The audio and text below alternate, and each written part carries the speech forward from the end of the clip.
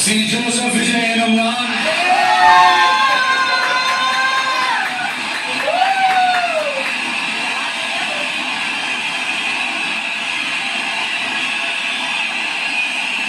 சட்டப்படி அமைக்கப்பட்ட இந்திய அரசியல் அமைப்பின்பால் உண்மையான நம்பிக்கையும் மாறாப்பற்றும் கொண்டிருப்பேன் என்றும் இந்திய நாட்டின் ஒப்பில்லாத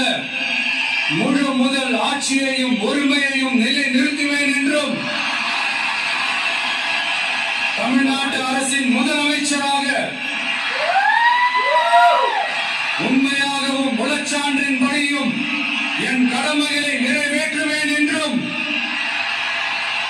அரசியல் அமைப்பிற்கும் சட்டத்திற்கும் இணங்க அச்சமும் ஒருதலை சார்பும் இன்றி